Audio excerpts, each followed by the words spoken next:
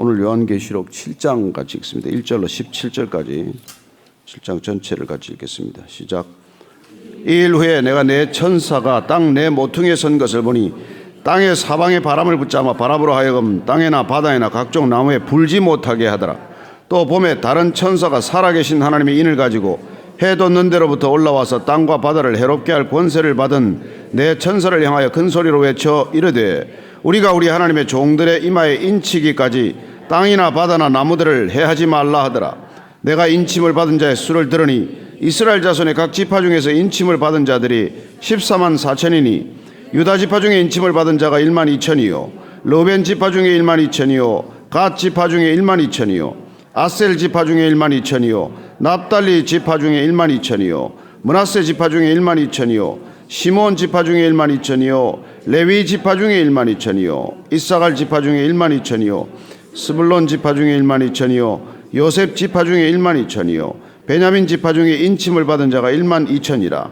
이 일 후에 내가 보니 각 나라와 족속과 백성과 방언에서 아무도 능히 셀 수 없는 큰 무리가 나와 흰옷을 입고 손에 종려가지를 들고 보좌 앞과 어린 양 앞에 서서 큰 소리로 외쳐 이르되 구원하심이 보좌에 앉으신 우리 하나님과 어린 양에게 있도다 하니 모든 천사가 보좌와 장로들과 내 생물의 주위에 서 있다가 보좌 앞에 엎드려 얼굴을 대고 하나님께 경배하여 이르되 아멘. 찬송과 영광과 지혜와 감사와 존귀와 권능과 힘이 우리 하나님께 세세토록 있을지어다. 아멘 하더라. 장로 중 하나가 응답하여 나에게 이르되 이 흰옷 입은 자들이 누구며 또 어디서 왔느냐. 내가 말하기를 내 주여 당신이 아시나이다 하니 그가 나에게 이르되 이는 큰 환란에서 나오는 자들인데 어린 양의 피에 그 옷을 씻어 희게 하셨느니라. 그러므로 그들이 하나님의 보좌 앞에 있고 또 그의 성전에서 밤낮 하나님을 섬기며 보좌에 앉으시니까 그들 위에 장막을 치시리니 그들이 다시는 줄이지도 아니하며 목마르지도 아니하고 해나 아무 뜨거운 기운에 상하지도 아니하리니 이는 보좌 가운데 계신 어린 양이 그들의 목자가 되사 생명수 사음으로 인도하시고 하나님께서 그들의 눈에서 모든 눈물을 씻어 주실 것임이라. 아멘. 우리는 이 땅의 교회를 경험하고 있습니다. 이 교회는 불완전한 교회입니다. 이 땅에 어떤 모습의 교회가 있건 이 땅의 교회들은 완전하지 않습니다. 너무 실망하지 않게 되길 바랍니다. 따라서 우리는 이 요한계시록을 통해서 하늘의 완성된 교회에 대한 그림과 비전을 가져야 합니다. 이 땅의 교회는 그 천상의 완전한 교회를 향해서 가는 순례 여정에 있는 교회이기 때문이죠. 오늘 그 하늘에 있는 완성된 교회의 그림, 그 그림을 한번 같이 보도록 하겠습니다. 오늘 7장 1절 말씀 먼저 읽습니다. 시작. 이 일 후에 내가 내 천사가 땅 내 모퉁이에 선 것을 보니 땅의 사방에 바람을 붙잡아 바람으로 하여금 땅에나 바다에나 각종 나무에 불지 못하게 하더라. 사도 요한이 환상 가운데 본 신기한 모습이죠. 바람을 붙잡아 세우는 것을 보게 됩니다. 우리는 뭐 이런 얘기를 들으면 그냥 스쳐 지나가기가 쉽죠. 근데 보니까 바람은 불게 할 수도 있고 멈추게 할 수도 있다는 것입니다. 우리는 천지 자연의 현상들을 과학적으로만 설명하려고 들죠. 그래서 과학이 설명하는 만큼만 이해를 하게 됩니다. 그러나 우리가 믿음의 눈, 신앙의 힘을 가지고 바라보는 천지 이 모든 만물들은 하나님의 손에 붙들려 있다는 것을 알게 됩니다. 예수님께서 그렇게 말씀해 주십니다. 참새가 나무에서 떨어지는 것 하나도 하나님이 허락하지 않으면 안 된다라고 표현하죠. 물론 우리는 뭐 중력의 법칙으로 설명할 것입니다. 그러나 여러분 중력이 됐건 그게 자기력이 됐건 어떤 것이든 그 모든 힘의 근원이 우리는 어디에 있다는 것을 믿음으로 아는 사람들이에요. 그렇습니다. 신앙은 설명되지 않는 것을 믿음의 눈으로 해석하는 힘이에요. 뭐 과학이란 기껏 보이는 걸 가지고 설명할 뿐이고 예술이란 설명이 안 되는 것을 나름대로 표현하는 노력이지만은 신앙이란 설명할 수 없는 어떻게 보면 불가지와도 같은 것들을 우리가 믿음으로 받아들이고 우리가 온전히 받아들임으로써 해석이 되는 삶을 사는 것이죠. 왜 바람이 부나? 왜 바람이 멈추나? 왜 파도에 풍랑이 이나? 예수님께서는 그 풍랑을 향하여 명령하십니다. 잠잠하라. 풍랑이 멎었어요. 그런 신화 같은 소리가 어디 있습니까? 말이 안 되는 거 아니에요. 무리를 걷기는 누가 걸어요? 따라서 우리의 신앙이 그 부분에서 걸려 넘어지기 때문에 우리는 오늘날 많은 사람들이 사실 믿는다고 하나 내가 해석되고 이해되는 만큼만 그냥 받아들이고 있을 뿐이죠. 그러나 우리는 그 차원을 넘어서는 믿음의 세계로 들어가야 합니다. 이 모든 것들이 하나님의 섭리 가운데 있다는 것을 받아들이는 것이죠. 사람과 사람이 그렇게 우연히 만납니까? 해석이 안 되면 다 우연이죠. 인생에 자기 비전과 미래가 없는 사람들은 팔자소관 아닙니까? 그러나 어떤 분들은 자기 인생을 5년, 10년 단위로 계획하고 정말 하나님께 기도하면서 차근차근 이루어가는 삶들이 있지 않습니까? 되는 대로 사는 사람이 있는가 하면 어떤 인생의 목적과 비전을 가지고 그리고 자기보다 더 큰 힘에 붙들려서 살아가는 사람이 있다는 것입니다. 신앙은 나보다 큰 존재, 나보다 큰 힘에 붙들려 살아가기를 결정하는 삶입니다. 오늘 보면 이 나무에 바람이 부는데 불지 못하게 하는 손이 있다는 것입니다. 바람이 불게 하는 것도 하나님께서 허락하신 역할이고 그걸 멈추게 하는 것도 무슨 역할과 기능이 있다는 것이죠. 2절 3절입니다. 시작. 또 봄에 다른 천사가 살아계신 하나님의 인을 가지고 해 돋는 데로부터 올라와서 땅과 바다를 해롭게 할 권세를 받은 내 천사를 향하여 큰 소리로 외쳐 이르되 우리가 우리 하나님의 종들의 이마에 인치기까지 땅이나 바다나 나무들을 해하지 말라 하더라. 심판은 인간이 지은 죄악들에 대한 당연한 페널티죠. 받아서 마땅한 것입니다. 그런 심판이 진행되는 과정이라도 하나님께서 멈출 수 있다는 것입니다. 저는 우리가 부모가 자녀들을 나무랄 때 매를 들었다가 매를 멈출 수도 있어요. 매를 들어서 때릴 수도 있지만은 때리다가 멈출 수도 있고 매를 내려놓을 수도 있다는 것입니다. 그건 부모의 권한에 속하는 일이에요. 부모의 판단과 부모의 사랑에 기인하는 결정이기 때문입니다. 오늘 보니까 해 돋는 데서부터 해 지는 데까지를 해롭게 할 이른바 땅의 4분의 1을 넘어서서 이 지구에 그야말로 축을 뒤흔드는 심판이 있을 수 있지만 그걸 멈추게 하는 까닭이 있다는 것이죠. 그게 뭐냐면은 하나님의 종들의 이마에 인치기까지 잠깐 멈추라는 것입니다. 스탑 하라는 거예요. 우리는 종말론적 시대를 살아가지만 종말이 오지 않는 까닭, 종말이 아직 임박하지만 종말이 이르지 않은 까닭은 이렇게 멈추는 시간들이라는 것이죠. 그래서 우리는 예수님이 처음 오신 초림에서 다시 오실 때까지를 종말론적 시간을 살아가는 존재라고 말합니다. 이 시간은 진행되는 것 같지만 실은 멈춰 있는 시간과 마찬가지죠. 왜 멈추냐면 하나님께서 택한 하나님의 종들의 인을 치는 시간이라고 말합니다. 그렇죠. 더 많은 구원을 위한 하나님의 계획인 까닭이죠. 왜 우리가 전도를 하고 선교를 하고 많은 사람들에게 복음을 전하고자 합니까? 왜 하나님 믿으라고 그렇게 목에 목젖을 세워가면서까지 이렇게 하는 것입니까? 왜 꼭 믿어야 합니까? 왜 믿으라고 이렇게 우리는 목을 부러지셔서 얘기를 하는 것일까요? 이것도 사실은 내 개인적인 결정도 아니에요. 이거 누가 하고 싶은 사람들이 얼마나 되겠습니까? 그러나 하나님께서 우리가 이 일을 위해서 부르셨다면은 이 멈춤의 시간, 정지의 시간, 심판의 유예기간, 집행 유예기간, 이때 반드시 해야 될 일이 있다는 거예요. 하나님께서 부르신 사람들이 구원에 이를 수 있는 기회를 붙들 수 있도록 우리가 하는 역할, 중재자의 역할이란 말이죠. 그래서 이걸 표현을 지금 이마에 인을 친다, 이마에 도장을 찍는다. 낙인 찍히면 그 곤란하지 않습니까? 근데 구원이란 어떻게 보면 하나님께 낙인 찍힌 존재란 말이에요. 자, 낙인이 찍히면 어떻게 됩니까? 옛날에 우리 서부 영화 보면은 내 소라는 것을 확정하기 위해서 낙인을 찍지 않습니까?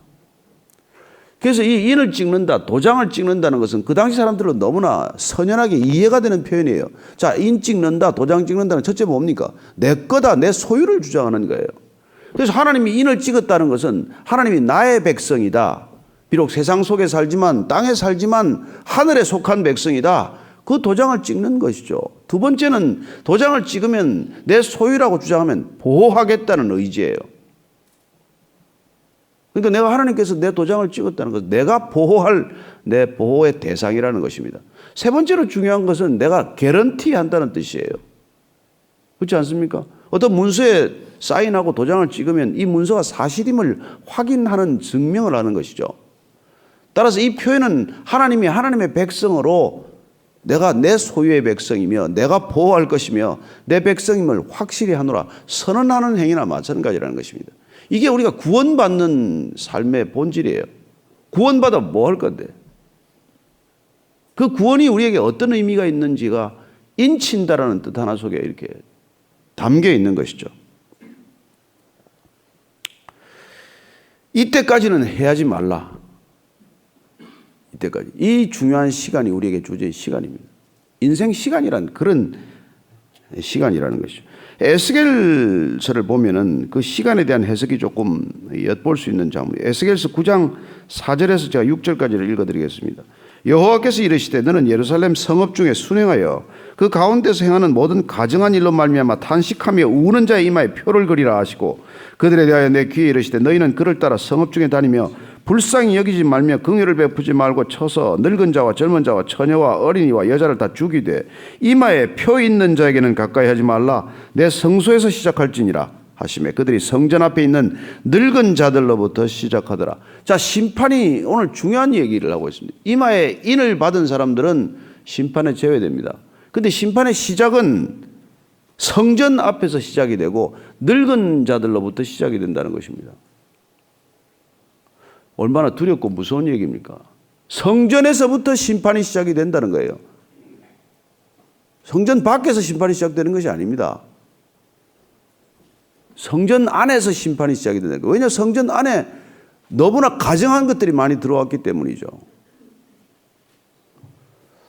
저는 정말 이단들 보면 대단해요. 그래서 이단들이 각 교회 찾아다닙니다. 너희들 왜 그러고 사니? 그리고 늙은 자들부터 시작이 된다고 말합니다. 나이 든 사람, 저 같은 사람부터 시작이 되는 것이죠. 한번 살 만큼 살았는데 데려가면 어떻겠습니까만은.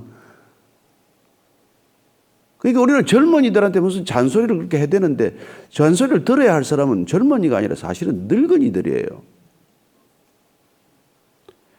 이게 심판이 주는 우리에게 중요한 시사점이라는 것입니다. 인침을 받은 사람들은 어떻습니까? 그들은 괜찮아요. 표를 받은 사람들. 나중에 우리가 보면 알겠지만 뭐 666이나 이상한 표 받지 않고 하나님께서 우리가 인치는 인을 받으면 그 인이 뭐예요? 성령 세례 받는 거예요. 에베소서를 보면은 인침에 대한 얘기가 조금 더 설명을 우리가 볼 수 있습니다. 에베소서 1장 13절 한번 찾아서 읽어보십시오. 에베소서 1장 13절. 과연 인친다는 게 뭐냐? 인친다는 이 뜻이 뭐냐? 에베소서 1장 13절은 같이 읽겠습니다. 시작. 그 안에서 너희도 진리의 말씀 곧 너희의 구원의 복음을 듣고 그 안에서 또한 믿어 약속의 성령으로 인치심을 받았으니 우리가 구원받았다는 것은 약속의 성령으로 인치심을 받은 존재다. 이 얘기예요. 돈 내고 받았습니까? 우리 무슨 행위나 우리 무슨 선행으로 받았습니까? 하나님께서 믿음으로 나아오는 자들에게 이런 보증을 하시겠다는 것입니다. 진리의 말씀, 구원의 복음을 듣고 그걸 믿음으로 받아들였을 때 성령으로 인치시겠다. 이게 구원인을 우리가 말하는 것이죠. 구원받았다는 게 뭔데요? 뭐 안 되는 일이 되고 내일 수능일인데 뭐 그냥 아무렇게나 해도 정답이 되고 이게 구원받은 표지인가요? 저희들 우리가 이게 수능 때 특별히 수능 기도회 안 하는 건데 뭐 공부하면 되는 거지 왜 그렇게 공부 안 하는 애들 뭐 오답을 찍어도 정답이 되게 하소서 그런 기도하면 어떡하냔 말이에요. 뭐 자빠져서 연펄이 자빠져도 넘어지는 쪽만 찍으면 다 맞게 해주소서 그런 기도하면 큰일 나는 거 아니에요. 그냥 평소에 공부하던 대로 하면 돼요. 평소에 자기 실력대로만 되면 돼. 그렇다고 우리가 기도하지 말자는 건 아니고 나중에 뭐 기도도 하겠지만 그런 우리가 인침을 받는다는 건 그런 뜻이 구원이란 그런 거란 말이야. 우리가 무슨 뭐 도적질을 했는데도 뭐 무슨 좋은 일이 일어나고 이런 게 아니잖아요. 그러니까 어떻게 보면 그런 인침을 받은 자들은 하나님의 내 백성이라고 했기 때문에 두려움에서 벗어나고 탐욕에서 벗어나고 불안에서 벗어나고 그래서 잘 안 되는 게 이상한 거죠, 사실은. 인생의 본질적인 문제가 해결됐는데 지엽적인 문제가 안 풀립니다. 이게 말이 안 된단 말이에요. 그래서 우리가 구원이란 그런 본질에 다가가는 문제고 본질을 향한 솔루션이기 때문에 그 메가 솔루션이 해결이 되면 작은 일들은 순서대로 풀려나가게 되어 있단 말이에요. 그게 하나님 믿는 거예요. 그래서 예수님께서 그 인침을 상태를 한 번 더 정확하게 말씀을 해주십니다. 요한복음 한 번만 더 읽고 다음 넘어갈게요. 요한복음 10장 27, 28, 29절입니다. 예수님께서 이 인치심을 다시 한번 정확히 말씀해 주고 계시죠. 요한복음 10장 27, 8, 9절. 자, 같이 읽습니다. 시작. 내 양은 내 음성을 들으며 나는 그들을 알며 그들은 나를 따르느니라. 내가 그들에게 영생을 주노니 영원히 멸망하지 아니할 것이요 또 그들을 내 손에서 빼앗을 자가 없느니라. 그들을 주신 내 아버지는 만물보다 크심에 아무도 아버지 손에서 빼앗을 수 없느니라. 인을 치면 누구도 빼앗지 못한다는 것이죠. 하나님이 내 백성이다, 내 양이다, 내가 구원한 나의 백성이다, 그렇게 하나님께서 말씀하시면 빼앗을 자가 없다는 것이죠. 세상보다 크신 자, 세상을 이기신 자, 그분의 백성 되는 게 낫지 않습니까? 그분을 따르는 게. 그래서 인생의 갈림길은 누구 음성을 듣느냐란 말이에요. 누구 얘기를 듣고 누구 얘기를 믿고 누구를 따르느냐, 이게 인생의 모든 갈림길이에요. 근데 대부분의 사람들이 안 들어야 될 말을 듣고 안 믿어야 될 말을 믿고 안 따라가야 할 사람 따라가지 않습니까? 그 애가 타서 부모들이 이게 거기 따라가면 안 된다, 친구 따라 강남 가면 큰일 난다, 그런 거죠. 저는 우리가 인치는 것에 대한 분명한 믿음이 있게 되길 바랍니다. 이마 한번 만져보십시오. 쳤는지 안 쳤는지. 자, 4절을 읽습니다. 시작. 내가 인침을 받은 자의 수를 들은 이스라엘 자손의 각 지파 중에서 인침을 받은 자들이 14만 4천이니 이 14만 4천 때문에 이 이단들이 난리를 친단 말이에요. 여러분, 이스라엘 숫자는 1이란 하나님의 숫자요, 3은 하늘의 숫자고 4는 인간의 숫자고 7은 완전수고 10은 완전수고 12는 공동체 숫자예요. 선민의 숫자예요. 그래서 12지파 아닙니까? 12제자 아니에요. 하나님이 부를 때 그렇게 10이라는 상징적 숫자로 불렀단 말이죠. 12지파 더하기 12하니까 24장로가 되는 것이고 12 곱하기 12를 했더니 144가 되는 것이고, 그 다음에 이스라엘 당시에 가장 큰 숫자가 엘레프라는 천이라는 단위가 그 당시에는 큰 숫자란 말이에요. 10 더하기를 3번씩이나 곱했으니까. 그래서 그걸 합쳐서 자기 딴에 제일 큰 숫자가 14만 4천이에요. 사실은 이게 뭇별이라는 뜻하고 같은 뜻이에요. 허다한 백성들을 부렀다는 것. 바다의 모래와 같고 땅의 티끌과 같고 하늘의 뭇별과 같다. 이게 사실 14만 4천이 가지는 진정한 의미라는 것입니다. 그 많은 사람들을 하나님께서는 부르신단 말이에요. 누구 한두 사람 불러서 구원이라고 하는 게 아니라 하나님은 누구나 믿음으로 다가오는 사람들, 값없이 생명수를 마시겠다 오는 사람들을 내치지 않고 다 품어주시는 분, 받아주시는 분, 그 허다한 무리, 허다한 백성들을 받아주시기 위해서 14만 4천이라는 숫자를 냈는데, 무슨 이단들은 14만 4천 말도 안 되는 소리 해놓고 14만 4천 넘어가니까 또 이제 그 슬그머니 꼬리를 감추고. 그래서 각 지파 중에서 지금 이 12,000명, 12,000도 큰 숫자예요. 큰 숫자. 큰 숫자들. 그래서 지금 뭐 12,000 해서 이게 14만 4천을 했지만 딱 14만 4천 명하고 문 닫는다, 14만 4천 등까지 이게 커트라인이다, 이게 이런 뜻이 아니란 말이죠. 자, 그래서 9절 이하를 한번 읽어보겠습니다. 시작.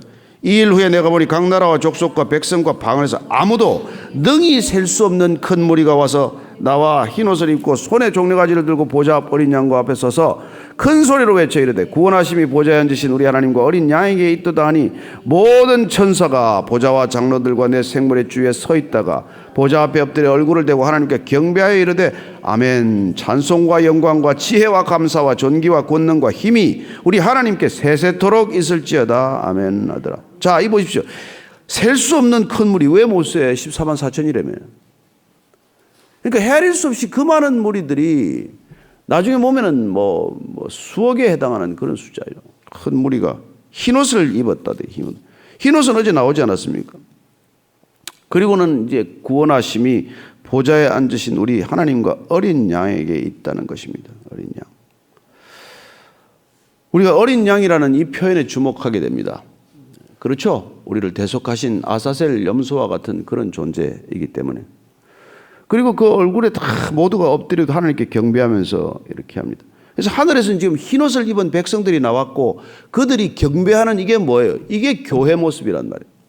천상의 교회, 완전한 교회, 아름다운 교회, 이 땅에 시기와 분쟁과 다툼이 있는 교회가 아니라 여전히 배고픔과 허기짐과 목마름이 있는 교회가 아니라 거기에는 더 이상 더위도 추위도 없고 목마름과 허기짐도 없고 거기는 시기와 질투와 다툼도 없고 그런 곳에서 하나님께 경배하는 이 모습을 지금 얼핏 보여주고 있는 것이죠.